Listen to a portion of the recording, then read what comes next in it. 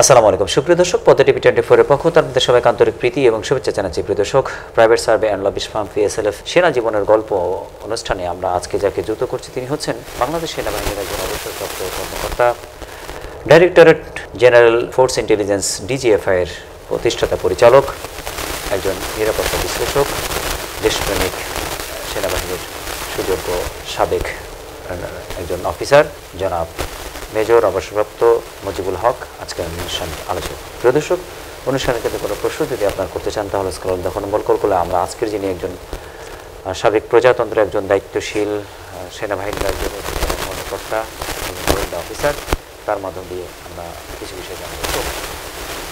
ইতিহাসের অনেক আলোচনা রয়েছে। আজকের আলোচক তিনি বিদগ্ধ একজন ব্যক্তিত্ব, যার কাছে ইতিহাসের অনেক কিছু আমরা জানতে পারবো। বিশেষ করে গোয়েন্দা বিভাগ কী, গোয়েন্দা বিভাগের গুরুত্বটা এবং এই গোয়েন্দা বিভাগ কতটা সমাজে ছড়িয়ে আছে, এটি দ্বারা রাজনীতি কীভাবে উপকৃত হয়, রাষ্ট্র কীভাবে উপকৃত হয়, সে সম্পর্কিত কিছু বিষয় নিয়ে আমরা আজকের আলোচকের মাধ্যমে আপনাদের কাছে মূল্যবান কিছু তথ্য উপস্থাপন করবো। দর্শক, আপনারা আমাদের সাথে যুক্ত থাকুন। জি জনাব, দর্শক শ্রোতাদেরকে জানাতেন দীর্ঘ সময় ধরে আপনি সেনাবাহিনীতে চাকরি করেছেন। দেশ স্বাধীন যখন হলো, দেশ স্বাধীনের পরে আপনার নিজস্ব নেতৃত্বে আপনাদের একটা কর্মযোগ্যতায় সে সময় সেনাবাহিনীকে আরও সুসংঘবদ্ধ করার জন্য একটি গোয়েন্দা বিভাগেরও গুরুত্ব আপনারা অনুধাবন করেছিলেন। আপনাদের হাতেই ডিজিএফআই, যেটি সেনাবাহিনীর গোয়েন্দা বহুল আলোচিত একটি নাম, সেটি তৈরি হয়েছিল। দেশ স্বাধীনের পরে আপনারা সেই সময় সেনাবাহিনীকে গঠন করার জন্য যে গোয়েন্দা বিভাগটি গঠন করেছিলেন, কি লক্ষ্য নিয়ে আপনি সেটি করেছিলেন, আর সেই লক্ষ্যর অক্ষ আজ কোথায়? আমি একটু বলি, এখন যে কারেন্ট গোলমাল যে ঘটনা ঘটতেছে, জি আমি এটা সম্বন্ধে একটু বলি, সবগুলো কভার হয়ে যাবে না। জি, এখন দেখতেছি আমাদের এই যে অন্তর্বর্তীকালীন সরকার তারা নাম দিছে, এখানে একটা ফান্ডামেন্টাল মৌলিক গলত রয়ে গেছে।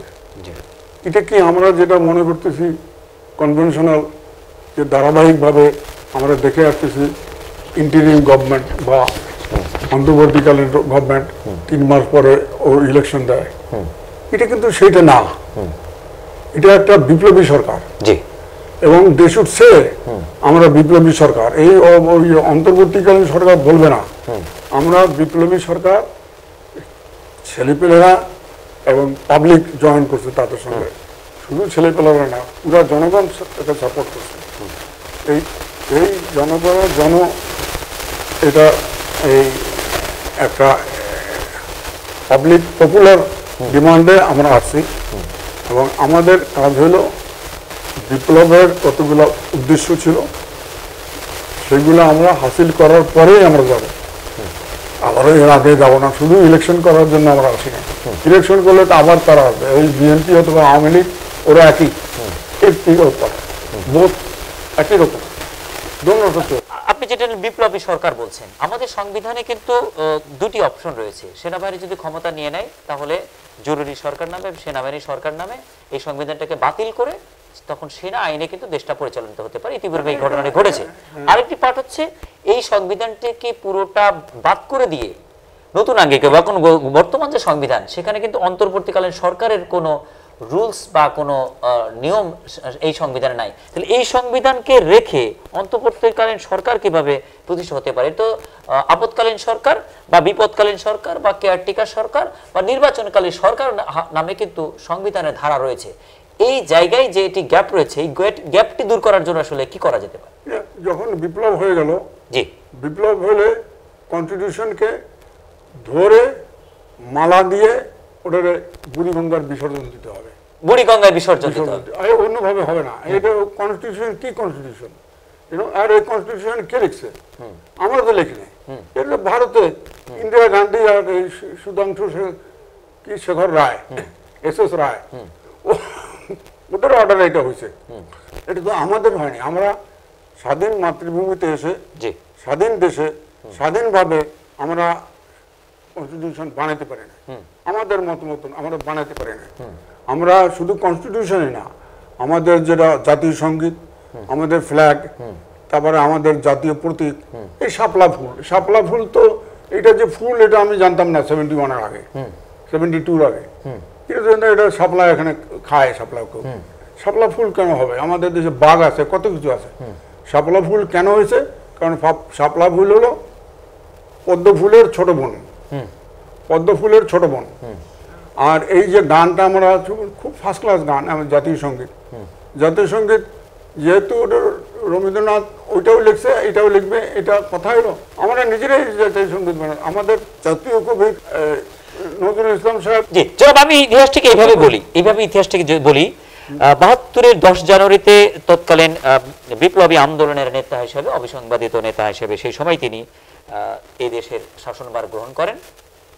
শেখ মুজিব বঙ্গবন্ধু নামে অভিহিত যিনি, তিনি এদেশের শাসনভার গ্রহণ করার পরে এদেশের কিছু কিছু জায়গায় তিনি নতুন একটা প্রবর্তন করেন, যেটির কথা আপনি বলেন জাতীয় ফুল, যেটি জাতীয় সঙ্গীত, যেটি জাতীয় সঙ্গীতের ব্যাপারে সে সময় আমাদের জাতীয় কবি কাজী নজরুল ইসলামের কিছু কবিতার পংক্তি উল্লেখ করার জন্য তার কাছে আহ্বান করা হয়, যে বিদ্রোহী কবিতা বড় বীর বলচির অন্যতম শির এটি, অথবা কারোর লৌহ কপাট, অথবা চল চল ঊর্ধ্ব গগনে বাজিমাতল নমনে উতলা ধরণীতল, এই সমস্ত কবিতাগুলি যেটি দামামা বাজায়, যুদ্ধের দামামা, যেটা বীরত্ব রাখে, বীরত্ব গাথা থাকে, সেটি দেওয়ার জন্য কিন্তু আহ্বান করা হলো।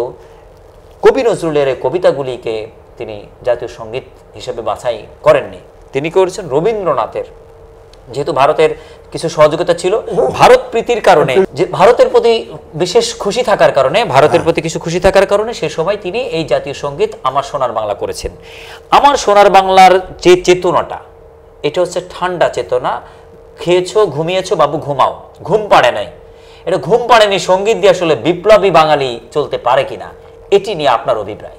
আমি বলি, তখন একটা আর্মি থেকে ডিমান্ড হয়েছিল জি, যে ইস্ট বেঙ্গল রেজিমেন্টের যে রেজিমেন্টাল সং চল চল চল ঊর্ধ্ব গগনে বাজে মাতল, ওইটা হোক জাতীয় সঙ্গীত। আমাদের ইস্ট বেঙ্গল আরেকটা গান বানাবে, অসুবিধা নেই। তো এইটা হইলো, তো কারণ হলো এটা কবি নজরুলের তো অনেকগুলো তুমি বলছো এটা আছে, তাছাড়া এটার নাম কবি নজরুলের যদি তুমি পছন্দ না হয় নিজে বানাও, লেখো, আমাদের তো করো। আমাদের কবিতার অভাব নেই, আমাদের অনেক কবি আছে, কবি বানাতে পারি, তো হ্যাঁ বানাতে পারি আমরা। আমাদের যে এখন আমাদের যে ইতিহাস, আমাদের যে আকাঙ্ক্ষা, আমাদের যে স্বপ্ন, এগুলা লিখে এগুলো দিয়েই তো একটা বানাতে হবে জাতীয় সঙ্গীত। এখন যে জাতীয় সঙ্গীত একটা আছে, ওইটা তো না অবশ্যই। তাহলে আপনি দেশ জাতির কাছে, আপনাদের এই অন্তর্বর্তীকালীন সরকার প্রধানের কাছে বা সরকার যারা দায়িত্বশীল আছে তাদের কাছে আপনার আহ্বানটি তাহলে কেমন হয়? নতুন জাতীয় সঙ্গীত বানাও, অথবা আমাদের জাতীয় কবি কাজী নজরুল ইসলামের ঝঞ্ঝাবাতের রক্তের ধমনী গরম হওয়া, স্পিড হওয়া, বিপ্লবী চেতনা থাকার কোন কবিতা থেকেই জাতীয় সঙ্গীত বানাও, এমন প্রবর্তনাটাকে আপনি। আচ্ছা, আবার ফ্ল্যাগটা শেখ মুজিবুর রহমান, উনি কিন্তু যত দোষী থাকুক সে কিন্তু প্যাট্রিয়টিক লোক, এটা আমার মানতেই হবে। উনি কিন্তু এসেই বললো যে এইটা, এই যে ফ্ল্যাগটা তোমাদের নকশা বানাইছো, দেশের মানচিত্র, এটা কে, হু হ্যাজ ডান দিস? খুব রাগ হয়ে গেছেন। এটা আমি দেশটা আমার বাড়তে পারে, ই হইতে পারে, আমি ই হবো না, তার একটা আইডিয়া ছিল। যতদিন আমার বাংলা ততদিন আমার বাংলাদেশ, এটা তার একটা কথা ছিল এক সময়। পশ্চিমবঙ্গের কিছু অংশ, আসামের কিছু অংশ, সেটি নিয়ে তিনি স্বপ্ন দেখেছিলেন। না, এটা ছাড়াও উনি যখন গেলেন এই 72 এন্ডে, উনি গেছেন ইসে, তখন একটা গোলমাল ছিল ওই বার্মিজদের সঙ্গে, বর্ডারে গোলমাল, উনি গেছেন ওখানে। এইটা আমাকে বলছেন KM কায়সার সাহেব, তখন অ্যাম্বাসেডার ছিলেন, উনি একটা আসছিলেন এখানে একটা মিটিং হইতে। আমি KM কায়সার সাহেব ছিলেন, আমি ছিলাম, আর ওই যে ওনার নাম কি, উনি ছিলেন ডেস্কে, ওনার নামটা ভুলে গেছি, উনি ফরেন সেক্রেটারি ছিলেন। ওনারা বললেন যে ভাই, উনি বললেন যে শেখ সাহেবের সঙ্গে যখন কথা হচ্ছে, তখন ওই জেনারেল নেউইন বললেন যে মিস্টার প্রেসিডেন্ট, ইয়োর এক্সেলেন্সি, আপনাদের দেশের কিছু বাঙালি আমাদের দেশে আছে, ওদেরকে বলবেন যে আমাদের আইন কানুন মেনে নিতে, তাহলে কোনো অসুবিধা হবে না। শেখ সাহেব সঙ্গে সঙ্গে বললো, কিন্তু চিন্তাই করে না, ওয়েটই করে না, সঙ্গে সঙ্গে বলছে যেখানে আমার বাঙালি সেইটা আমার বাংলাদেশ, যেখানে আমার বাঙালি সেখানে আমার বাংলাদেশ, যতদিন আমার বাংলা ততদিন বাংলা ভাষা, ততদিন আমার বাংলাদেশ। এইটা কথা শুনে ওর তো হয়ে গেছে, মাথা ঘুরে গেছে যে নেওয়েন, এবং নেওয়েন সে প্রত্যেক মিটিংয়ে ওই রিসিপশনে তো হয়তো ডিপ্লোম্যাটদের বলতো এই শেখ সাহেব শেখ মুজিব এটা বলে গেছে, এর অর্থ কি? এই হলো কথা।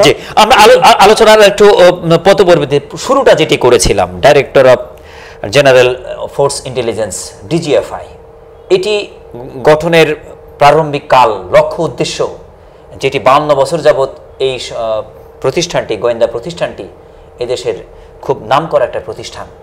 এই নামের মধ্যে অনেক ঘটনাই ঘটেছে। সেনাবাহিনীর অফিসার এই সেনাবাহিনী দ্বারা ধৃত হয়ে বছরের পর বছর কারারুদ্ধ থেকেছে, যেটি আয়না ঘর নামে পরিচিত হয়েছে। এই কথাটি এই সেনাবাহিনীর পরিচালিত যে গোয়েন্দা বিভাগটি রয়েছে, এই গোয়েন্দা বিভাগ নিয়ে আপনি যেহেতু এটার প্রতিষ্ঠাকালীন একজন পরিচালক, এটি নিয়ে আপনার অভিমত কি? আমার তো শরম লাগতেছে এটা তোমার কথা উত্তর দিতে, আই এম অ্যাশেমড। এই এরকম একটা হলো, এটা আসলে ডিজিএফআই তখন শুরু হয়েছিল DFI, director of forces intelligence. তখন ওনার ছিলেন উইং কমান্ডার ইসলাম, আর আমি যেহেতু ডিএমআই ছিলাম, ডাইরেক্টর মিলিটারি ইন্টেলিজেন্স, তো ডাইরেক্টর মিলিটারি ইন্টেলিজেন্সও ওটার একজন ডাইরেক্টর। জি, আচ্ছা, এখন হলো যে ওটা সেটা হলো সমস্ত আর্ম ফোর্সেস নিয়ে একটা সমন্বয় করা প্রতিষ্ঠান, কিন্তু কেমন করে এই কী করে হয়ে গেছে একটা বিশাল অস্ত্র সবে ব্যবহার করতেছে, এগুলো কোনো ওইগুলো আর্ম ফোর্সেস নিয়ে না, এই দেশের মধ্যে লোকাল ই করতে হয়। যেমন আইএসআই, ও ইসলাম সাহেব ছিলেন আইএসআই লোক, ও সেও আইএসআই গঠন করছে, আইএসআই বানাচ্ছে আরেকটা সেকেন্ড আইএসআই, এবং ইসলাম সাহেবের পরে ব্রিগেডিয়ার রৌফ, সেও আইএসআই লোক, তারপরে আরও কারা জানি ছিল, সবই আইএসআই লোক, এই আইএসআইয়েরই লোক সব এখানে। আচ্ছা, এখন তারা আইএসআই বানাচ্ছে। এখন ওদের পার্থক্য হলো যে যখন একটা অর্গানাইজেশন, মনে করো র্যাব বা ডিজিএফআই বা অন্য কোনো সংগঠন, সেখানে যদি কোনো আর্মি অফিসার থাকে, সে আর্মি অফিসার কিন্তু তার লয়্যালটি হবে to the chief, G, army chief, তার কমান্ডারের কাছে, তার কমান্ডারের কথা কমান্ডারের মধ্যে থাকবে, হ্যাঁ, কমান্ডারের টেলিফোন হবে বা এটা করো, এটা হয়ে যাবে।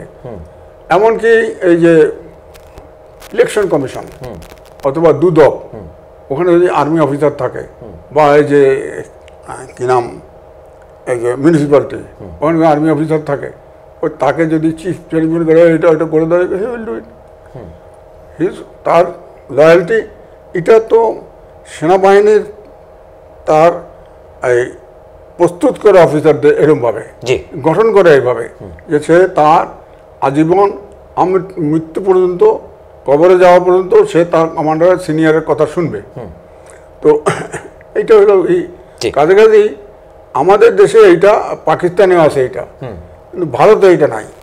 ভারতে এটা সিভিলিয়ান কন্ট্রোল, অর্থাৎ র সিভিলিয়ান দ্বারা কন্ট্রোল হচ্ছে, তারপরে আইএসআই সিভিলিয়ানদের কন্ট্রোল হচ্ছে না, আর্মি দ্বারা কন্ট্রোল হচ্ছে, আর্মি ডিজিএফআই আর্মি দ্বারা, ফুল আর্মি দ্বারা কন্ট্রোল। এই যে ইউকেতে সিভিলিয়ান কন্ট্রোল, হ্যাঁ, তারপরে ইসে ওই আমেরিকাতে সিভিলিয়ান কন্ট্রোল। যদি ওটা বলে যে ওই আর্মি অফিসার থাকে, নেভি অফিসার থাকে, কত অফিসার সিভিলিয়ান তো থাকে। এই কিসিঞ্জার প্রফেসর, সে ওই ন্যাশনাল সিকিউরিটি অ্যাডভাইজার ছিল না, তো ওইভাবে হয়। এটা বিদ্বান বুদ্ধিমান লোক থাকতে হবে। কিন্তু এই যে গোয়েন্দা বিভাগ এই দেশের বিভিন্ন কাজে, দেশ সেনাবাহিনীর রক্ষার ক্ষেত্রে বা মর্যাদার রক্ষার ক্ষেত্রে সেনাবাহিনীর পাশাপাশি গোয়েন্দা বিভাগের মাধ্যমে যেভাবে ডিজিএফআই কাজ করেছে, অনেক কৃতিত্বও রয়েছে। সেই জায়গাগুলি থেকে এই ডিজিএফআই নিয়ে যে কথাগুলি এখন চলছে সোশ্যাল মিডিয়াতে, আপনি জানেন নতুন একটা প্রজন্ম, তারা কিন্তু এই সমস্ত বৈষম্য নিয়ে তারা কিন্তু কথা বলছে, তারা কিন্তু মুখ খুলছে। প্রথম স্বাধীনতায় 1971 সালে 16 ডিসেম্বরে প্রথম স্বাধীনতায় আপনারা অনেক কিছুই চেয়েছিলেন, সেটি পান নাই। এই যে 5 আগস্ট, যেটা দ্বিতীয় স্বাধীনতা হিসাবে বা যেটাকে 36 জুলাই হিসাবে এই জেনারেশন বলছে যে না, আমরা 5 আগস্ট না 36 জুলাই, 36 জুলাই বা 5 আগস্টে যে দ্বিতীয় স্বাধীনতা এটা হলো, এই দ্বিতীয় স্বাধীনতার পরে এই পরবর্তী প্রজন্মের জন্য আপনার কি সাজেশন এই সমস্ত অসঙ্গতিমূলক বিষয় নিয়ে? না, এই ডিজিএফআই র্যাব এখানে অফ করে দিতে হবে, জি, নতুন অর্গানাইজেশন করতে হবে। আর আর মিলিটারি অফিসার পুলিশিংয়ে আনতেই হবে না।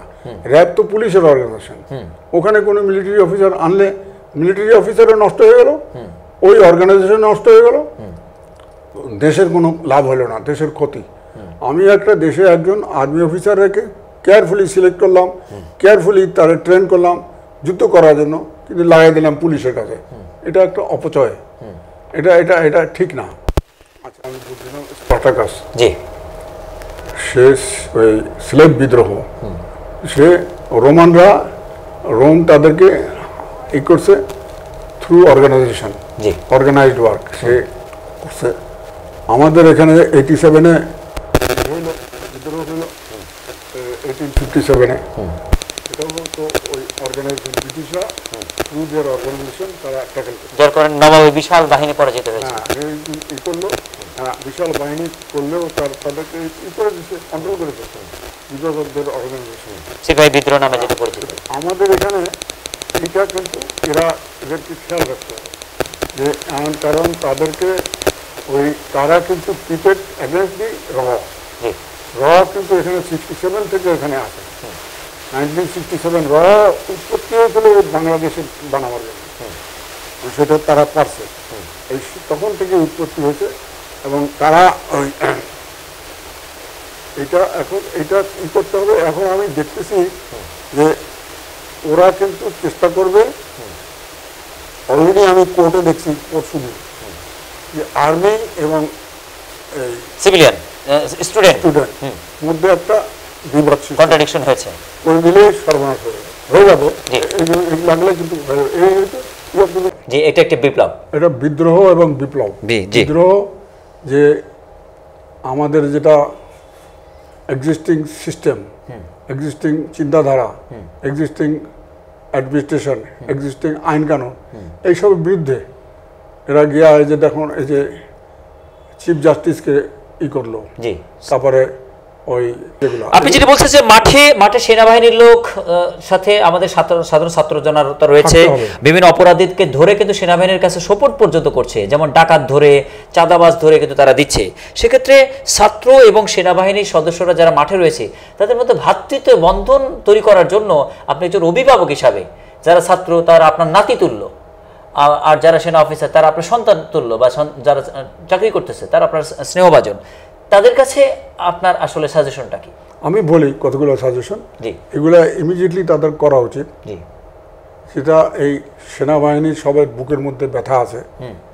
1 নম্বর ওসি প্রদীপ একটা ব্যথা রয়েছে। জি, ওসি প্রদীপের ওর তো নাই, ওর তো ফাঁসি অর্ডার আদেশ হয়ে গেছে।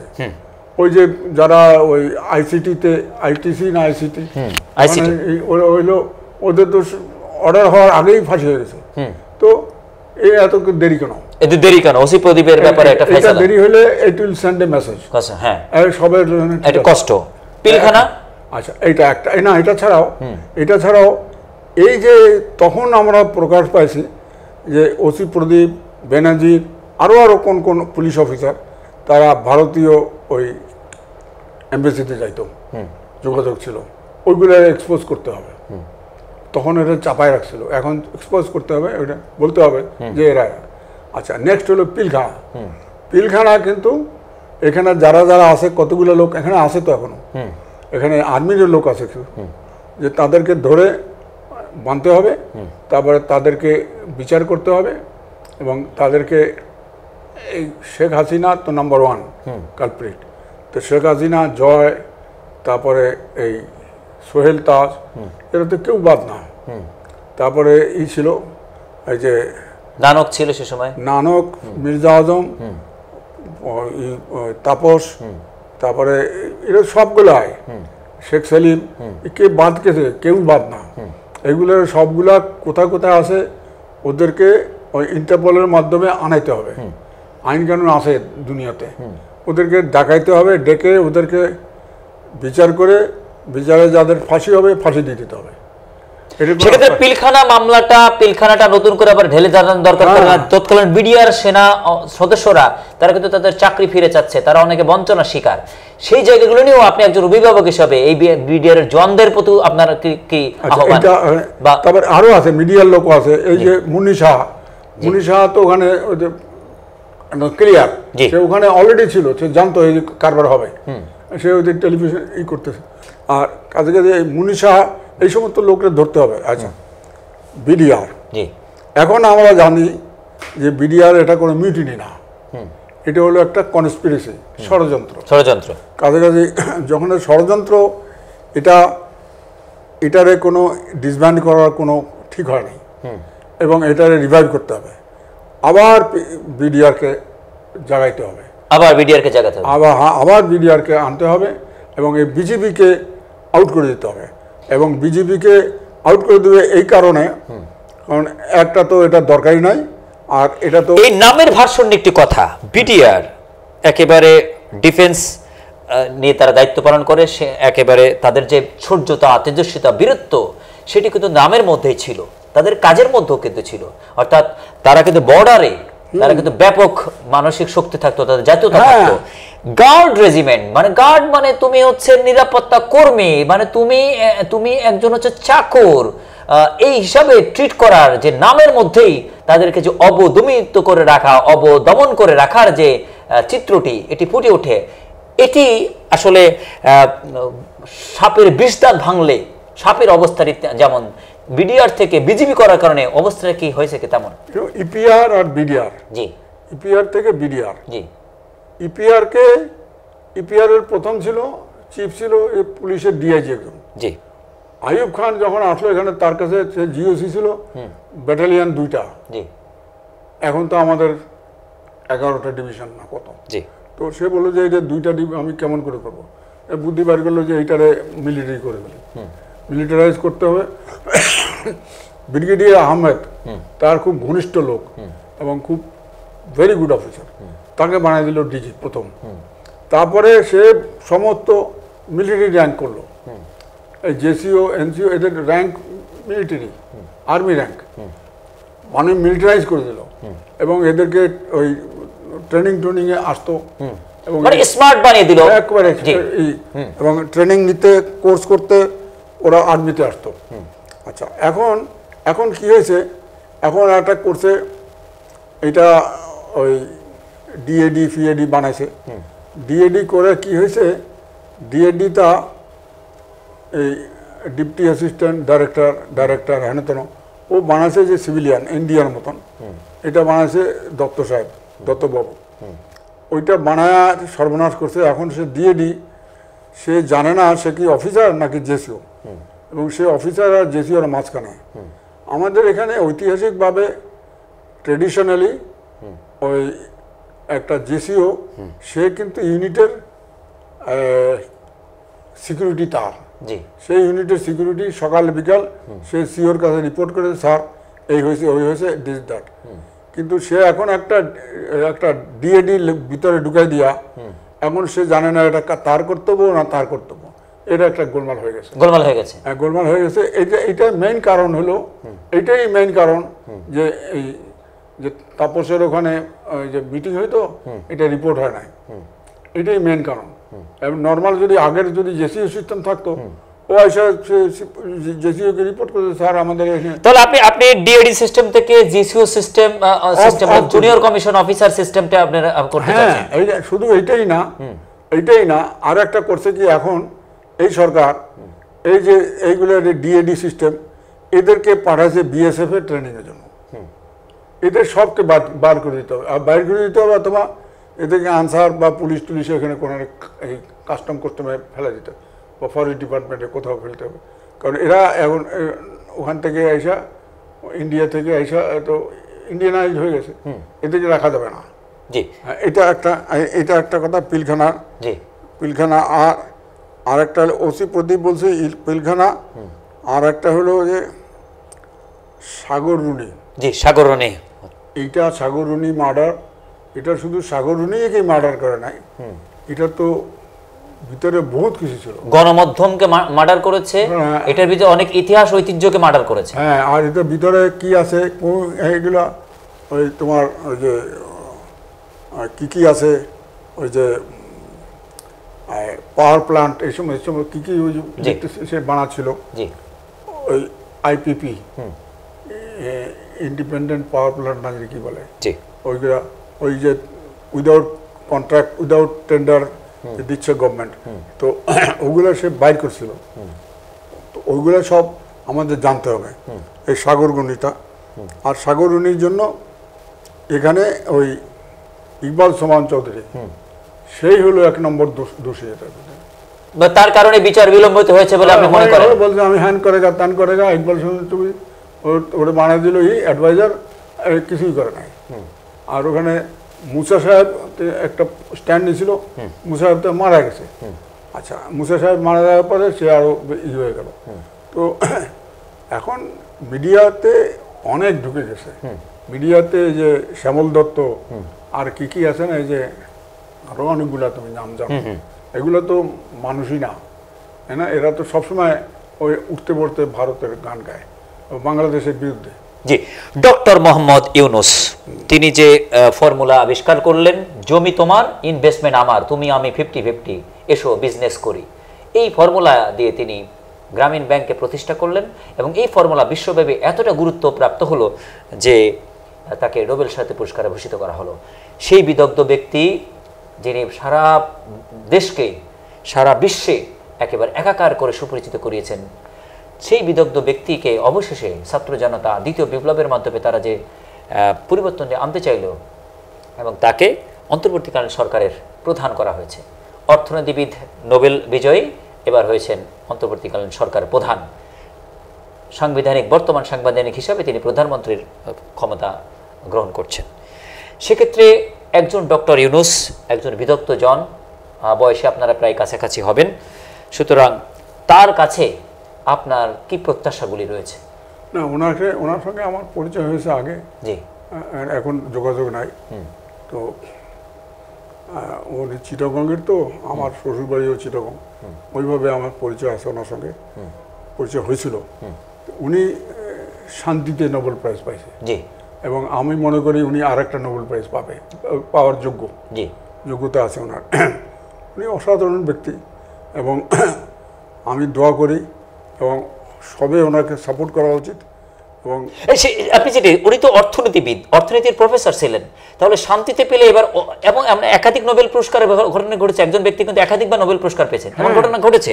তাহলে এবার তিনি যে বিপ্লবী চ্যালেঞ্জটা নিয়েছেন, একেবারে গত সরকারের আমলে যেটা 2 লক্ষ কোটি টাকা সরকারের দেনা ছিল, ধার ছিল, এবার যখন এই অন্তর্বর্তীকালীন সরকার ক্ষমতা গ্রহণ করলো, তখন কিন্তু 18 লক্ষ কোটি টাকা এই সরকারের দায় রয়েছে বা ঋণ রয়েছে। সেই জায়গা থেকে তিনি যদি অর্থনৈতিক ভারসাম্য করতে পারেন, দ্রব্যমূল্য কমাতে পারেন, এখন জীবনযাত্রার মান সুন্দর করতে পারেন, শান্তি শৃঙ্খলা তৈরি করতে পারেন, উন্নয়নের অন্যরকম একটা জায়গায় নিয়ে যেতে পারেন, তাহলে অর্থনীতিতে নোবেল পুরস্কার পাওয়াটা তখন আরও সময়ের জন্য সহজ হয়ে যাবে কিনা, এই চ্যালেঞ্জটি মাধ্যমে তিনি আবার নোবেল কমিটির কাছে নতুনভাবে নজরে আসবেন কিনা? হ্যাঁ, ডেফিনেটলি উনি পারবেন, তো উনি পারবেন, কারণ অলরেডি উনি বলে দিচ্ছে যে ওনার অ্যাডভাইজারদের বলে যে আমি অফিস করব, আপনারা অফিস করবেন, শুক্র শনিবার কোনো ছুটি নেই। জি, আর সে ওয়ার্কহলিক, সে তো 24 ঘন্টা কাজ করে, জি, ওই ওয়ার্কহলিক এইটা। এবং ওনার একটা ফেস ভ্যালু আছে, জি, দুনিয়াতে এরকমের আমরা জানতাম না যে আমাদের কাছে এরকম একটা মূল্যবান জিনিস আছে, হাসিনা জানতে দেয় না আমাদের। আর উল্টা আমরা তাকে কত রকম অত্যাচার করছে, তাই না? কত রকম অত্যাচার করছে। তো এই লোকটার ফেস ভ্যালু এখন আমাদের দেশে, এখন আমরা তো ওই যে ক্যাপিটালিস্ট সিস্টেম, তো এটা কমিউনিস্ট সিস্টেম, সোশ্যালিস্ট সিস্টেম না। এখন ক্যাপিটাল আসবে, এবং পশ্চিমা বিশ্বে ইউ থেকে, তারপরে ওয়ার্ল্ড ব্যাংক থেকে, সব থেকে আসবে। আমি শুনছি নাকি ওয়ার্ল্ড ব্যাংকের প্রেসিডেন্ট অলরেডি আসার কথা আজকে কালকে। তো আসবে ওনার বিকজ অফ হিজ উনি যেহেতু নন্দিত ব্যক্তি, ওনার ডাকে তো যে কেউ আসতে গর্ববোধ করবে। তাহলে আমাদের অর্থনীতিকে চাঙ্গা করার জন্য ডক্টর ইউনূস এর এই দায়িত্ব গ্রহণ সময়ের সঠিক দাবি ছিল কিনা। আর এই সাথে আরেকটি আলোচনা আসলে করতেই হবে, বিশ্বে রেমিটেন্স যোদ্ধা রয়েছে 1 কোটির মতো। এই 1 কোটি জনগোষ্ঠী সারা বিশ্বে যারা আমাদের শ্রম বাজারকে, আমাদের রেমিটেন্সকে, আমাদের রাজস্বকে যারা ধরে রেখেছেন, তারা এই ডক্টর ইউনূসের কথা বলে কিন্তু তারা অনেক বেশি সম্মান পেয়ে থাকে। আমাদের রাষ্ট্রপ্রধান ডক্টর ইউনূস থাকা মানে রেমিটেন্স যোদ্ধাদের জন্য তাদের কর্মক্ষেত্রটা আরো বেশি সুদৃঢ় হবে কিনা, আরো বেশি সম্মানিত হবে কিনা, তারও সম্মানে আরো বেশি পাবে কিনা, তাদের রেমিটেন্সে আরো দেশ আসলে উন্নয়নের অন্য জায়গায় চলে যাবে কিনা। রেমিটেন্স যোদ্ধাদের জন্য আপনার কি আহ্বান, তাদের জন্য কি? রেমিটেন্সই না, আমাদের সব জায়গায় আমাদের আমি এখন বিদেশে মনে করো 1 মাস আগে মুখটা এরকম করে থাকতে হতো, এখন আমরা বুক ফুলে হাঁটতে পারি। জি, বুক ফুলে হাঁটতে পারি, প্রাউড নেশন। এবং উনি বিকজ অফ হিম, উনি এবং আমাদের প্রেসিডেন্টকে ওদের নামে এক নামে চিনে, এক নামে চিনে। এই আমাদের কিন্তু শেখ সাহেবকেও কিন্তু এক নামে চিনতো, সারা বিশ্বে এক নামে, ওই সময় এক নাম চিনতো। 72-73-তে অনেকে চিনতো এক নামে। তারপর জিয়াউর রহমানকেও কিন্তু তারপরে তো তারপরে নেতৃত্ব ধস হয়ে গেল। কিছু কিছু দেশ তো নামই জানে না তাদের প্রেসিডেন্ট। এগুলো কোথায় কি, তো এইগুলো একটা ভেরি ইম্পর্টেন্ট। উনি যে ওনাকে এখন আল্লাহ ওনাকে হায়াত দিক, এবং উনি খুব এই কঠোর পরিশ্রম করতে পারে, এবং উনি কিন্তু আমাদেরকে বাঁচাবে, এবং উনি বাঁচাবে। এখন ছাত্ররা এবং আর্মি এই দুজনে মিলে ওনাকে সাপোর্ট করা দরকার। জি, আবু সাইদ বুক পেতে দিল, এবং মৃত্যুর আগে, তার শাহাদত বরণের আগে তিনি একটা স্ট্যাটাস দিয়েছিলেন। রাজশাহী বিশ্ববিদ্যালয়ের ডক্টর জোহার ব্যাপারটি তিনি স্ট্যাটাসটি দিয়েছিলেন। ডক্টর জোহার মতো তিনিও আন্দোলনে জীবন দেওয়ার মতো করে একটা ব্রত করেছিলেন, পণ করেছিলেন, বিদায় তিনি হাত উঁচু করে দিয়েছিলেন। আমরা ভিয়েতনামের স্বাধীনতার ক্ষেত্রে দেখি, সে সময় কিছু ব্যক্তি তারা তাদের জীবন পাকিস্তানিদের অস্ত্রের সামনে বলেছিল, আমরা জীবন দিতে চাই, আমাদের জীবন দাও, নাহলে স্বাধীনতা দাও। সে সময় কিন্তু অনেকের জীবন দিয়েছে, অবশেষে ভিয়েতনাম স্বাধীন হয়েছে। আবু সাইদিরা মুখ ধরা, পানি নাও ভাই, তোমার আন্দোলনে পানি লাগবে ভাই, পানি। এই সমস্ত মানুষের প্রতি যে আবেগ, ডক্টর ইউনূস কিন্তু তাদের জন্য ডুকরে কেঁদে উঠেছেন। তার একেবারে শিশুর মতো কান্না তিনি করেছেন। আবু সাইদের পরিবারের কাছে তিনি গিয়েছেন, রোকেয়া বিশ্ববিদ্যালয়ে তিনি গিয়েছেন। এই যে তার একদম জিরো থেকে শুরুটা করা, একেবারে ভ্রূণ থেকে শুরু করাটা যেটা করেছেন, এটির জন্য তাকে অনেক বেশি সময় এই জাতি আসলে তাকে স্বাগত জানানোর পাশাপাশি যেটিভাবে স্বাগত জানিয়েছে, তাকে সময় দিতে হবে কিনা। সময় না হলে তো আর এই পরিবর্তনটা সম্ভব না। হ্যাঁ, সময় তিনি পাবেন, উনি জানেন, উনি বুঝেন কারবার হইতেছে, এবং উনি প্রথমে ওখানে গেছেন, ভেরি গুড মুভ। উনি ওখানে গেছেন, উনি বুঝতে পারছেন জিনিসটা কি। এখন হলো যে ওনাকে আমরা সাপোর্ট করতে হবে, এবং এই কতগুলো ইস্যু, যেমন হেফাজত কিলিং, তারপরে এই যে হেফাজত কিলিং, এটা বিরাট কিলিং, তারপরে এই যে খুন গুম, কতগুলো তো আয়না ঘর থেকে বেরোচ্ছে, আরো সালাউদ্দিন আসছে ইন্ডিয়া থেকে, আরো কোথায় কোথায়, এগুলা বাইর করতে হবে, কে কোথায় গেল, কারা কারা এগুলো করছে, এবং কি, এবং এর মধ্যে কে কে ইনভলভ ছিল। 1 নম্বর তো তারেক সিদ্দিকী ইনভলভ। হাসিনার অর্ডারে তো হয়েছে এগুলো। হাসিনার অর্ডার ছাড়া এই দেশে মাছি উঠতো, একটা মাছি উঠতো না ওই সময়। তো এটা হাসিনার অর্ডারে হয়েছে, তো তারেক সিদ্দিকী করছে এগুলা। তো এই সমস্ত যে খুন গুণ, এগুলা তো মাফ করা যাবে না। জি, সরকারে যিনি থাকেন তিনি থাকেন হাতির মতো, তার বিরাট দেহ, এবং যে কোনোভাবে চোখ বুজে ঢিল মারলেও তার গায়ে লাগে। আর যিনি সরকারের থেকে চলে যান তিনি হয়ে যান মাসি। সরকার তখন তারে ট্রেস করতে পারে না, তিনি মাসির মতো করে উড়ে উড়ে বেড়ান। শেখ হাসিনা সাবেক প্রধানমন্ত্রী, তিনি যখন সরকারে ছিলেন তিনি ছিলেন হাতির মতো, তাই তার প্রত্যেকটি অর্গানে কিন্তু আঘাত করা গেছে, আঘাত করে করে ভঙ্গুর করে তাকে কিন্তু পতন ঘটানো হয়েছে। এখন শেখ হাসিনা পতনের পরে তিনি ভারতে জানার যেখানে থাকেন, তিনি কিন্তু তার দলের নেতাকর্মীকে উজ্জীবিত করছেন। আর আওয়ামী লীগ জানে আন্দোলন কিভাবে করতে হয়। একটার পর একটা আন্দোলন যেভাবে তারা সূচিত করার জন্য মাঠে নামছে, গোপালগঞ্জ, গাজীপুর থেকে শুরু করে ঠাকুরগাঁ থেকে শুরু করে বিভিন্ন জেলায় যেভাবে আন্দোলন হচ্ছে, এই আন্দোলনের মুখে দ্বারা যেত সরকার পতনের আন্দোলন, আবার সাংবিধানিক যে কথাগুলি বলা হচ্ছে যে শেখ হাসিনা পদত্যাগ করেননি, এই অন্তর্বর্তীকালীন সরকারের কোনো বিধান এই সংবিধানে নাই, এই কথাগুলি তারা কোট করে তারা কিন্তু মাঠে কাজ করছে। এই জায়গাটিতে আমাদের কোমলমৈত্রী ছাত্ররা তারা তো তাদের জীবন বাজি রেখে একটা পরিবর্তন ঘটে দিয়েছে, তারা কিভাবে এটি কাভার করবে? আর এই সরকার এই কোমলমৈত্রী সাধারণ ছাত্রছাত্রীদেরকে কিভাবে সেফ গার্ডের মধ্যে রাখবে? এইটাই তো বললাম, এটা ফাজলামি, এটা তো ফাজলামি করছে না জয়। জয় তো মানে জয়ের নামে তো অনেক কেস আছে, জয় তো আসতেও পারে না, কোনো আমেরিকান ছাড়তেও পারে না প্যারোলে, সে প্যারোলে বেলে আছে। তো একটা ফাজলামি বলছে, ফাজলামি করছে। এইখানে এইটাই বললাম যে আমি এটা আমাদের ডিক্লেয়ার করতে হবে যে আমাদের একটা বিপ্লবী এই সরকার একটা বিপ্লবী পরিষদ না। যেহেতু তারা এই কথাগুলি বলছে, সংবিধানটা যদি ফেলে দেয়া হয়, এই অর্থাৎ এটা হচ্ছে ওল্ড সংবিধান, এই নতুন পৃথিবীর জন্য এই সংবিধান প্রযোজ্য না, এটি যদি ফেলে দেওয়া হয় তাহলে কিন্তু তারা এই সাংবিধানিক কথাগুলি বলতে পারবে না যে পদত্যাগ করে কি করেন নাই, এটার কোনো বাধ্যবাধকতা থাকবে না। তাহলে এটি অতীব জরুরি কিনা সংবিধানের একটা ব্যবস্থা করা? আপনি যেটা বলেন বুড়িগঙ্গায় ফেলতে বলেছে, হ্যাঁ বিলকুল ফেলে দিতে হবে বুড়িগঙ্গায়। এটা ছাত্রদের এটা উচিত, তো প্রথমে দিকেই উচিত ছিল যে সংবিধানটা নিয়ে বুড়িগঙ্গায় ফেলে দেওয়া, বিসর্জন করে দেওয়া উচিত ছিল তাদের। জি, আপনাদের সেনাবাহিনীর একজন অফিসার যিনি ইতিপূর্বে নির্বাচন কমিশনের যিনি কমিশনার হিসেবে দায়িত্ব পালন করেছিলেন এবং তারা সাকসেসফুলি 2009 সালে একটা নির্বাচন অনুষ্ঠান কিন্তু সম্পন্ন করে গিয়েছেন, যিনি তত্ত্বাবধায়ক সরকারের উপদেষ্টা হিসেবে স্বরাষ্ট্র মন্ত্রণালয় সম্পর্কিত একটা দায়িত্ব তিনি পেয়েছেন উপদেষ্টা হিসেবে। আপনার স্নেহধন্য, আপনি তার সিনিয়র পারসন, এই অফিসারের প্রতি আপনার কতটুকু আস্থা রয়েছে এবং তিনি স্বরাষ্ট্র মন্ত্রণালয়কে কিভাবে ঢেলে সাজাবেন বলে আপনি মনে করেন? আমি মনে করি সে কারেক্ট ম্যান, খুব ভালো লোক এবং সে স্ট্রেট ফরওয়ার্ড, জি, কোনো দোষ নাই তার, এদিক ওদিকে নাই, স্ট্রেট ফরওয়ার্ড স্টাফ ম্যান, ওরই দরকার এখানে। এবং আমি তো আমার পুরা শুভেচ্ছা আছে তার প্রতি, I wish him good luck, পারবেও।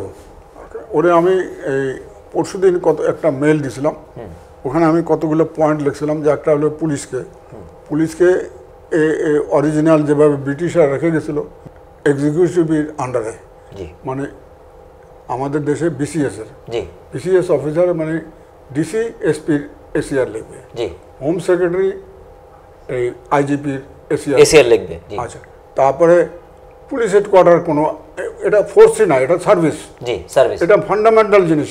Police is a service, police is not a force. Manager বানাতে চাইছে, কিন্তু বানানো হচ্ছে তো ফোর্স, হ্যাঁ ফোর্স বানাইছিল, পুলিশ ফোর্স বলে। আচ্ছা, ফ্ল্যাগ আর স্টার লাগায় ঘুরতেছে, it is not, police is not military. Military হলে এই তিন বাহিনী, পুলিশকে তো মিলিটারি কাজগুলি করে নেওয়া হয়েছে।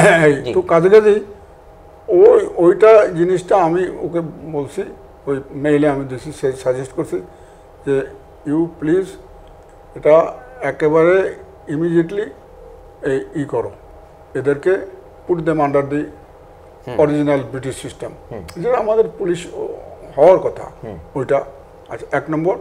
2 নম্বর হলো যে এখানে যেটা এখন আছে মেট্রোপলিটন আইন, মেট্রোপলিটন পুলিশ, আচ্ছা এখানে একটা এসপি আছে না, আবার একটা দরকার কি, মেট্রোপলিটন দরকার কি, হ্যাঁ এই দরকার কি, সব জায়গায় করছে।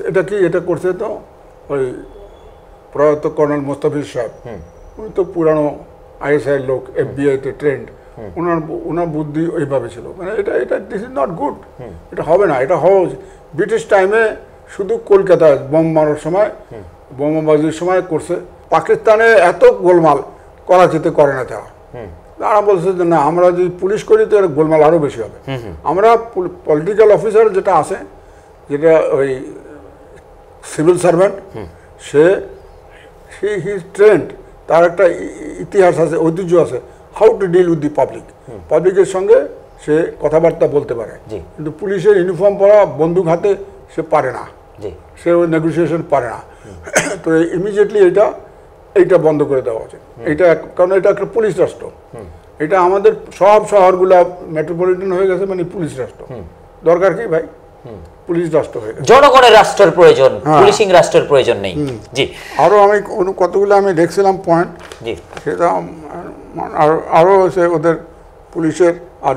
পুলিশের হেডকোয়ার্টার একটা দরকার কি, এটা কি আর্মি জিএইচকিউ বানাবে, আর্মি হেডকোয়ার্টার, ও বলেছে পিএইচকিউ, এইচকিউ আছে, ওটা পিএইচকিউ বানাচ্ছে কেন, ওয়াই, ইটস, ও তো staff officer, DIG, IG, inspector general, মানে সে ইন্সপেকশনে যায়, তখনকার দিনে ইন্সপেকশনে যায় বাইরে, তো তখন ঢোল বাজায় ইন্সপেকশনে যাইতো ঘোড়ায় করে, গরু গাড়িতে করে ইন্সপেকশনে যেত, ইজ ইন্সপেক্টর জেনারেল, সব থানায় এই যে চালান দেওয়া হেন তেন সব ডকুমেন্ট, পদবি তো তাই ইন্সপেক্টর জেনারেল, হ্যাঁ, কিন্তু হেডকোয়ার্টার এটি তাহলে হেড অফ দি ডিপার্টমেন্ট হয়ে গেল।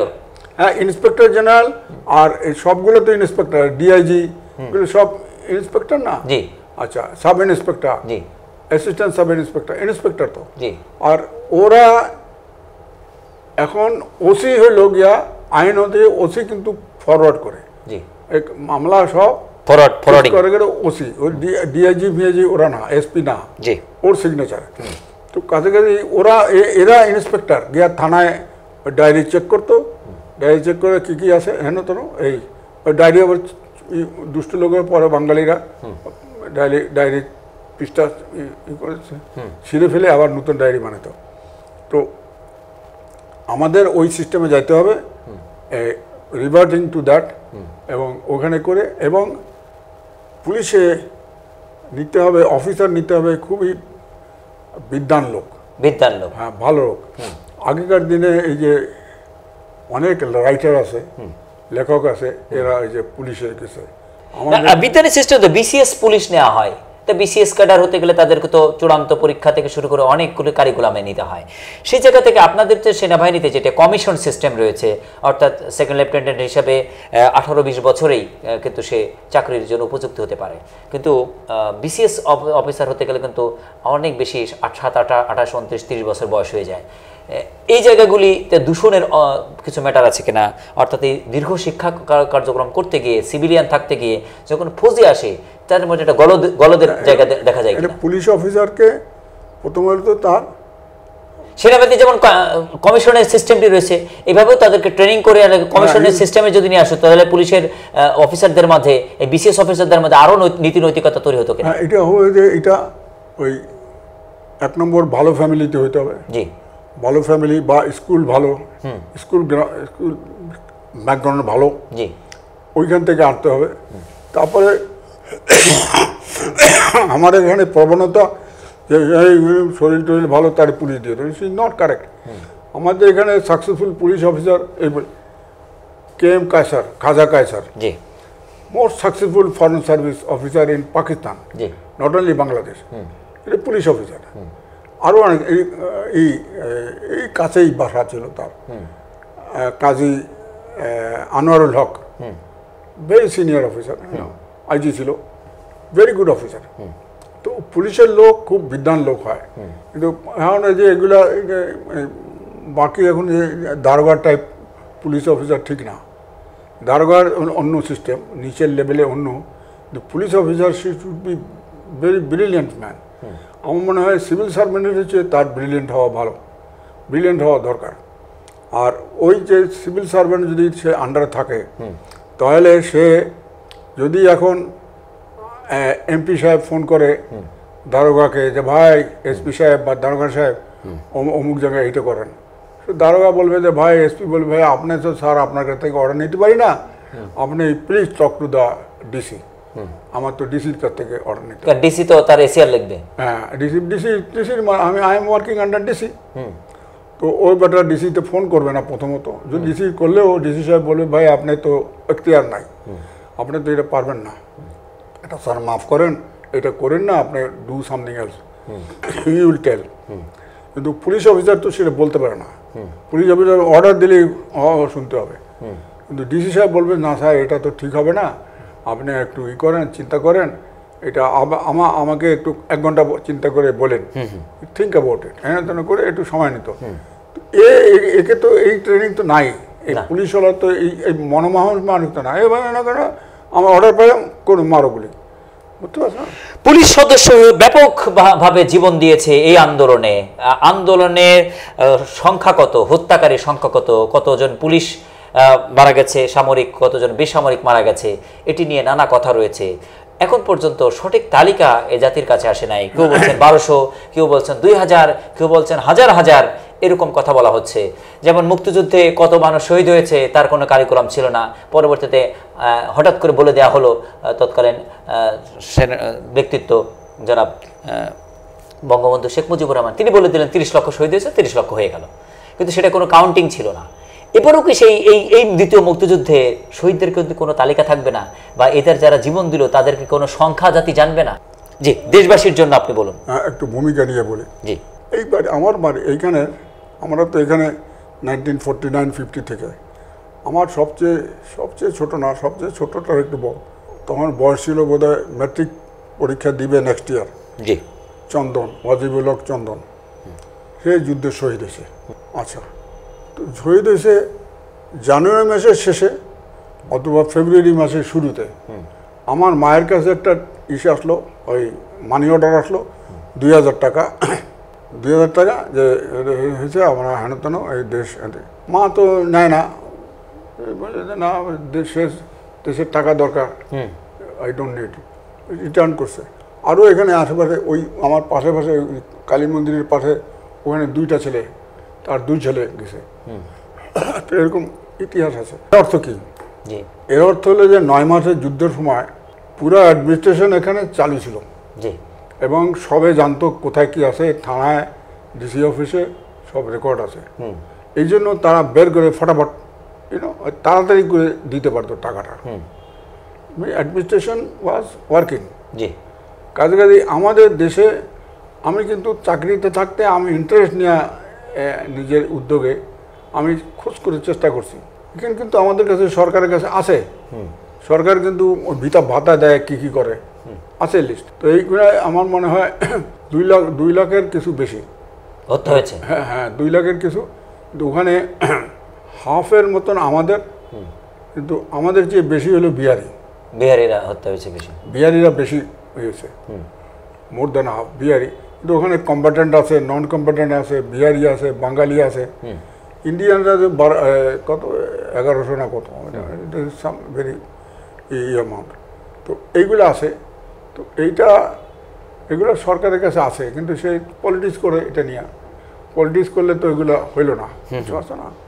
পলিটিক্স করলে তো এটা পারবো না, কখনো জানতে পারবো না। এখানেও আমি বলি, এখানে সংখ্যা নিয়ে পলিটিক্স হবে কিনা সেটাই তো আমি বলি তোমাকে। জি, এখানে কখনো জানতে পারবো না। শোনো, 47-এর পরে এখান থেকে বাইরে গেছে না হিন্দুরা, যে বাইরে গেছে, আমরা বাইর করে দিয়েছি না ওদেরকে। ওখানে ওদের ছেলে পেলে বুকে একটা ব্যথা আছে, ওদেরকে ধরছে। কালিদাস বৌদ্ধ, ওইদের তোমার আর ছিল একটা নাম কি, ওই ওর নামটা ভুলে গেছে, হি ডাইড, ওই যে ওর নেতা, যে বঙ্গভূমির নেতা, ওর নাম, ও মারা গেছে। কিন্তু ওর ছেলে বাবু সে ড্রাগিস্ট, সে না। ওরা ওই ভবানীপুর, দক্ষিণ কলকাতায় ভবানীপুরে বিরাট একটা বিল্ডিং আছে, অ্যাবান্ডান টাইপ অফ, আলাদা, ওখানে কেউ যায় না ভয়ে। ওইখানে হইলো বঙ্গভূমির হেডকোয়ার্টার। ওরা ওই ছেলেপেলেরা ওখানে আড্ডা মারে। তারা ওই যে মনের মধ্যে ব্যথা, যে আমাদেরকে বের করে দিয়েছে, আমরা এটা দেখব, ওদেরকে ধরছে। ওরা ধরে, ওরাই আমার মতে, আমার একটা অ্যানালিসিস, এটা আমি তো আসলে খবর জানি না, এইটা মনে করো ওরাই এই বিডিআরের হত্যাকাণ্ডে পিলখানায় ওদের কি ব্যবহার করছে, বুঝছো? ওদের কি ব্যবহার করে, কারণ কোনো দেশ বা কোনো বাহিনী ব্যবহার করে না, কখনো করবে না, কোনো ব্যবহার করবে না। আর কোনো আইডি থাকবে না, যে মারা যায় তো বলবে না, বা ধরা পড়ে বলবে না আমরা জানি না, who is you don't know. আচ্ছা, এটা নিয়ম, অর্থাৎ বেওয়ারিশ। হ্যাঁ, আমি জানি না, তুমি ধরা পড়লা তো কে বাই আমি জানি না, এরকমভাবে আছে। তুমি মনে করো 48-এর, আমি তো 1970-তে দেখছি, 1948-এ ধরা পড়ছে ইন্ডিয়ান, ওই আমি কোহাটে দেখছি, কোহাট ফোর্টে একটা জেলখানার মতন বানাইছে, ওর মধ্যে দেখছি লম্বা লম্বা দাড়ি, লম্বা চুল। ইন্ডিয়ানরা ক্লেম করে ভাই আমরা চিনি না ওকে, বুঝছো, কিন্তু ওরা ইন্ডিয়ান। তো পাকিস্তানে ওরকম থাকবে। তো তো এই হলো কথা। তো এইটা এই সংখ্যাগুলির ক্ষেত্রে কবে সংখ্যা প্রচার হবে কিনা, এই সরকার সঠিক সংখ্যা প্রকাশের জন্য দায়িত্ব নেবে কারণ কিনা? হলো ওখান থেকে তারা অনেক লোক এই কন্ট্রাক্ট মনে করে এদেরকে কন্ট্রাক্টর বলি, কন্ট্রাক্ট দিয়ে রাখছে। এরা কমব্যাট ড্রেসে হাসিনার পার্সোনাল বডিগার্ড হিসাবে কাজ করতো। ওখানে কতগুলো বলে 100-150 আর জানি না এক্সাক্ট নাম্বার, ওখানে পার্সোনাল বডিগার্ড হিসাবে। এবং পরে এই কিছু কিছু পুলিশে ঢুকেছে, পুলিশ ইউনিফর্ম পরে পুলিশের মধ্যে ঢুকছে। পুলিশের মধ্যে তো এমনি ভর্তি হয়েছে কিছু নাম দিয়ে আমরা এই করে ভুঙা পুলিশের মধ্যে ঢুকছে। কিন্তু ওখানে ইউনিফর্ম পরে এই পুলিশের মধ্যে তারা ওই যে লোক গুলি মারছে। আমি তো বিশ্বাসই করি না যে আমাদের দেশের পুলিশ সে আমাদের লোকের উপরে এত গুলি করবে, কারণ আমাদের ও তো ছেড়ে পেলে জানেতে যে আমার ছেলেও আছে ওখানে।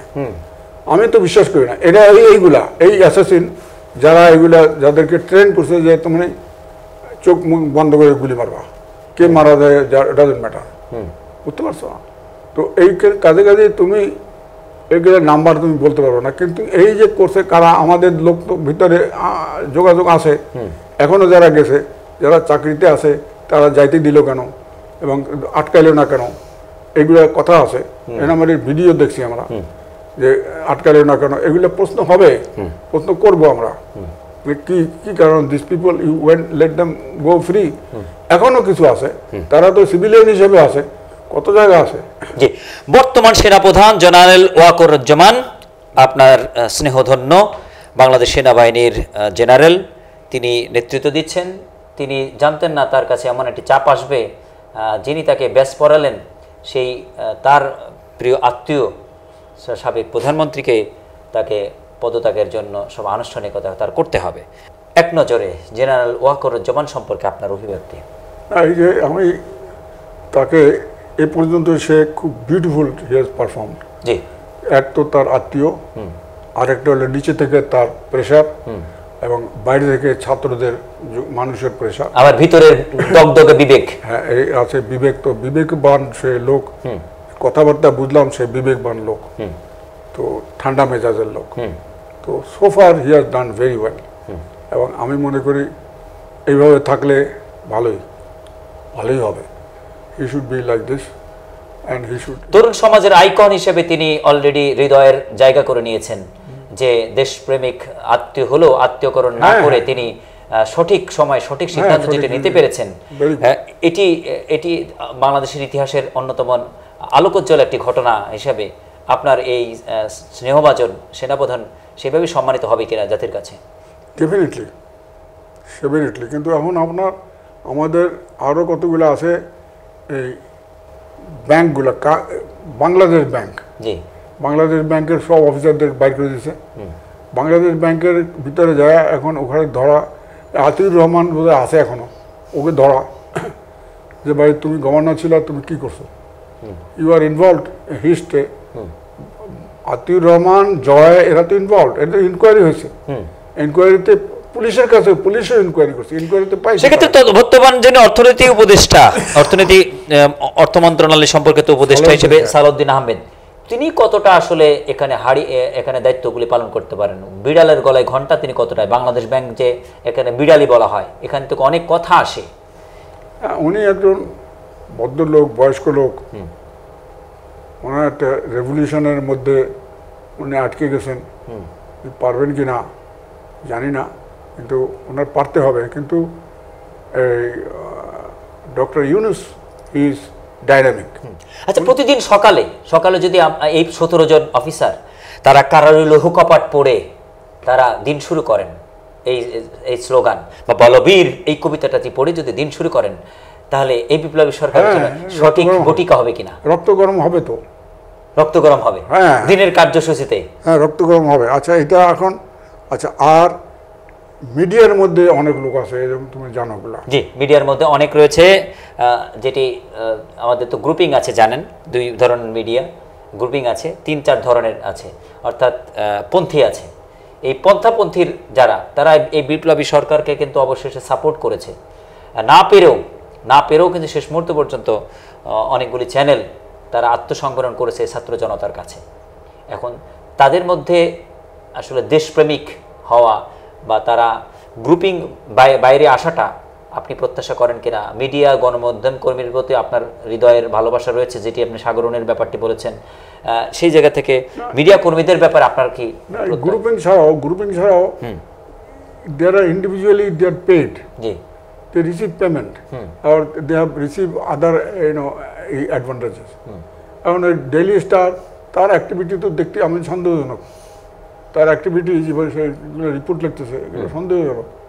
এগুলো ওখানে মমতা ব্যানার্জি বলতেছে যেগুলা সে RSS আর কারা কারা এগুলো ভুয়া রিপোর্ট দিচ্ছে যে হিন্দুদের উপরে অত্যাচার হচ্ছে, এগুলো ছাপায়ও না, উনি ছাপাই দিছে, হ্যাঁ, ডেইলি স্টার।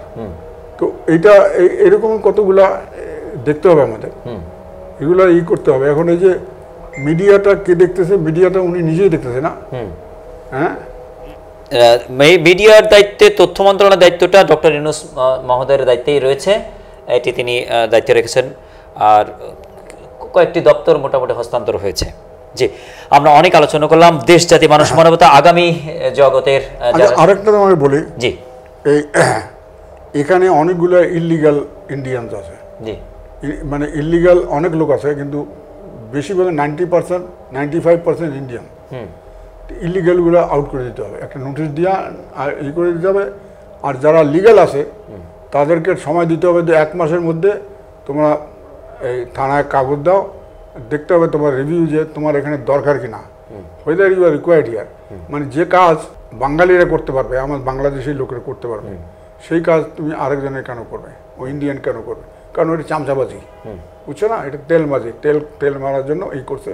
আর এরা একটা চেইন বানায় জায়গায় জায়গায় বসায় রাখছে। মনে করো হোটেলে একটা জিনিস লাগবে, তো ও ডিমান্ড করলো একটা, ওই নিচে থেকে হিজ ইন্ডিয়ান, সে যার কাছে গেল সেও ইন্ডিয়ান, যে অর্ডার দিল এটা এখানে কলকাতা থেকে আনলে বেটার হবে, ওই নিয়ে আসলো, বুঝছো, এরকম করতেছে তারা। তো এইটা আমাদের এখানে দেখতে হবে যে এই কাজগুলো আমাদের দেশের লোকরা করতে পারে। যে এমন কোনো এই গার্মেন্টে এমন কোনো স্পেশাল জিনিস নাই যে তার কত 2-1টা হইতে পারে, শ্রীলঙ্কা ইন্ডিয়ান আসতে পারে, কিন্তু পাকিস্তানও আছে, কিন্তু তোমার একেবারে গণহারে ইন্ডিয়ান আনা এটা তো দরকার নাই। অনেকগুলো কোম্পানি আছে একেবারে গণহারে ইন্ডিয়ান, দরকারই নাই। ওরা এই যে ওখানে বুক অফ ইন্ডিয়া, আচ্ছা, তারপরে তোমার ইন্ডিয়ান হাই কমিশন, এখন কয়টা অফিস, একটা চিটাগং, ঢাকা, সিলেট, রাজশাহী, অনেক জেলাগুলিতে, কুষ্টিয়াতে হয়েছে। চিটাগং তো দরকারই নেই, কারণ চিটাগংয়ের যদি ইনভেস্টিগেট করি আমার এসব অকান্ত নাম ওই যে হিলট্রাক্টের এইখানে ওখানে এখন কি ওগুলো করবো। অর্থাৎ একটা হাই কমিশনকে আসলে রেখে বাকি হাই কমিশনের ব্যাপারে সিদ্ধান্ত গ্রহণটাই আপনার আসলে বক্তব্য কিনা? হ্যাঁ, একটা ঢাকাটা থাকবে, সব বন্ধ করে দেবে। যেহেতু অন্য দেশের কিন্তু আমেরিকার কিন্তু এত হাই কমিশন নাই, একটাই মাত্র অফিস, হ্যাঁ, তাদের কিন্তু বিভাগীয় কোনো অফিস নেই, না পাকিস্তানের আছে, না জাপানির আছে, নাকি চায়নার আছে, কারোরই কিন্তু নেই। ওরা বলবে যে তোমার ক্যালকাটা বন্ধ করে দাও, ঠিক আছে, ক্যালকাটা বন্ধ করে দাও, আমাদের অসুবিধা নাই, ক্যালকাটা বন্ধ করে দাও, কিন্তু ওরা একটাই থাকতে হবে, এতগুলো দরকার নাই, কারণ এগুলো সব কারবার করে, বুঝছো না, গোয়েন্দাগিরি করে, তো ওইটা বন্ধ করতে হবে। আর যতগুলো এই গত 15 বছরে যতগুলো ডিল সে করছে হাসিনা গভর্নমেন্ট, সেগুলো রিভিউ করতে হবে আমাদের, যে আমাদের, এবং রিভিউ করে যেগুলো আমাদের দেশের স্বার্থে ওগুলো রাখতে হবে, যেগুলো দেশের স্বার্থ বিরোধী ওগুলো অফ করে দিতে হবে। এই কথাগুলি আলোচনা এসছে যে না, অবশ্যই এই সরকার সেটি হাতে নেবে। আমরা অনেক আলোচনা করলাম। আপনি দেশ, জাতি, মানুষ, মানবতা, ছাত্র জনতা, নতুন বিপ্লবী সরকারের কাছে আপনার সমাপনী বক্তব্য, দেশের মানুষের কাছে আপনার সমাপনী বক্তব্য। সর্বোপরি সবচেয়ে প্রধান কথা হলো যে দেশকে ভালোবাসতে হবে, দেশকে ভালোবাসতে হবে, এবং দেশের শত্রুকে শত্রু বলতে হবে, শত্রুকে বন্ধু বলা যাবে না। শত্রুকে বন্ধু বলেই আমাদের গোলমাল হয়েছে সব। শত্রু শত্রু, বন্ধু বন্ধু। এবং আমাদের শত্রু বন্ধু কে, আমাদের রক্তের টান কোথায়, আমাদের নারীর টান কোথায়, এটা দেখতে হবে। আর যেটা আমাদের শত্রু, জাত শত্রু, যে আমাদের এই 1000 বছর ধরে ইতিহাস দেখলে দেখা যাবে এই অমুকের শত্রু, এসেকে শত্রু বলো, তাকে বন্ধু বলা যাবে না। এটা আমার কথা। জি, আপনাকে আমাদের সাথে যুক্ত করার জন্য ধন্যবাদ জানাচ্ছি। প্রিয় দর্শক, এতক্ষণ যুক্ত ছিলেন তৎকালীন একজন বিদগ্ধ ব্যক্তিত্ব, আজ থেকে প্রায় 52 বছর আগে, যিনি সেনাবাহিনীর একটি গোয়েন্দা সংস্থা প্রতিষ্ঠা করেছিলেন। প্রতিষ্ঠাকালীন সময়ে যারা যে ব্রত নিয়ে, লক্ষ্য নিয়ে একটা গোয়েন্দা সংস্থা প্রবর্তন করেছিলেন ডিজিএফআই, সেই সংগঠনটি 52 বছর যাবৎ কেমন আছে সেই বিষয়টা আমরা প্রশ্ন করেছি। তিনি বলেছেন তিনি আসলে এই 52 বছর পরে তার এই প্রিয় গড়া, হাতে গড়া এই গোয়েন্দা সংগঠনটির ব্যাপারে তিনি লজ্জা পাচ্ছেন। এই লজ্জা সারা দেশে, বিশেষ করে ডিজিএফআর যারা ফিল্ড ইন্টেলিজেন্সে যারা কাজ করেন, তাদের কাছে এটা কতটা গুরুত্বপূর্ণ হবে, তাদের কাছে তারা মাঠে কাজ করতে গিয়ে, ডিজিএফআই একজন কর্মী হিসেবে পরিচয় দিতে গিয়ে তারা কিভাবে জনগণের কাছে গৃহীত হবেন, সেটি আসলে অবশ্যই প্রশ্ন থাকছে। আমরা আলোচনা করেছি বর্তমান যিনি তত্ত্বাবধায়ক অন্তর্বর্তীকালীন সরকারের যিনি প্রধান উপদেষ্টা, একবার নোবেল তিনি পেয়েছেন।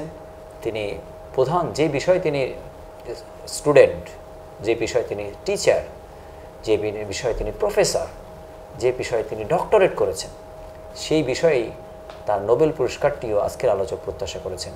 আমরা আলোচনা করেছি বিডিআর নিয়ে, আমরা আলোচনা করেছি বিজিবি নিয়ে, আমরা আলোচনা করেছি পুলিশ বিভাগ নিয়ে। প্রত্যেকটি বিভাগের মধ্যে আসলে যে জায়গাগুলি ব্যাপক অসঙ্গতি রয়েছে, অসঙ্গতিগুলো দূর করা আজকের আলোচকের আহ্বান রয়েছে। এই আন্দোলনে, বিপ্লবী আন্দোলনে প্রায় 1000-এর উপরে কেউ বলছেন, একজন কর্নেল বলেছেন, যারা অলি আহমেদ, ডক্টর কর্নেল অলি আহমেদ, তিনি বলেছেন যে 1200 অধিক জীবন দিয়েছে।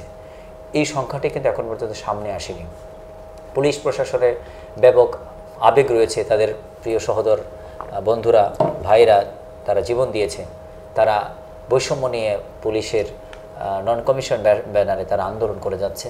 তাদের আন্দোলনটি এখনও এইভাবে থামে নাই, তাদের ভিতরে কষ্ট রয়েছে, কারণ সতীর্থরা অনেকেই এই আন্দোলনে জীবন দিয়েছে।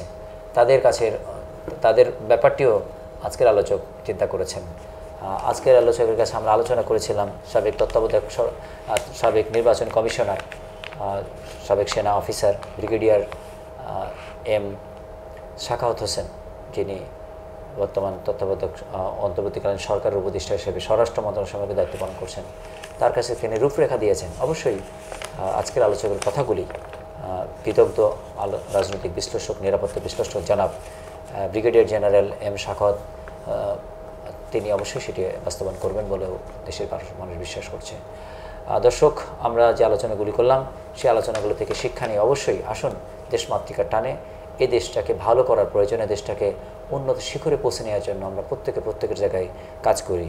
পাশাপাশি রেমিটেন্স যোদ্ধাদের ব্যাপারে তিনি আহ্বান করেছেন। রেমিটেন্স যোদ্ধারা এই দেশের দ্বিতীয় বিপ্লবের জন্য বিরাট গুরুত্বপূর্ণ ভূমিকা রেখেছেন এবং তারা নতুন সরকার আমলে তারা উদ্যোগী হয়েছেন যে ডক্টর মোহাম্মদ ইউনূস আসলে তারা বিদেশে সম্মান পাবেন, বিদেশে অনেক বৈদেশিক মুদ্রা তারা অর্জন করতে পারবেন। এটা তাদের বুক ভরা একটা আহ্বান, আশা নিয়ে তারা কিন্তু বিশ্বে বিচরণ করছেন। এদেশের জন্য তারা রেমিটেন্স পাঠাচ্ছেন, এদেশের রাজস্ব বৃদ্ধির কাজটি তারা করছেন। প্রত্যেকের ব্যাপারেই আমরা যে আলোচনাগুলিকে, সেই আলোচনার থেকে অবশ্যই শিক্ষা নিয়ে আসুন আমরা উন্নত দেশ গড়ার ক্ষেত্রে নিবেদিত হই। এই হোক আজকের আলোচনা। ইতিবাদ দর্শক, পরিবর্তনের সামনে নতুন কোনো আলোচককে নতুন কোনো বিষয় নিয়ে যুক্ত করার প্রত্যাশা রেখে আজকের মধ্যে বিদায় টানছি। আমাদের সাথে থাকুন। আসসালামু আলাইকুম।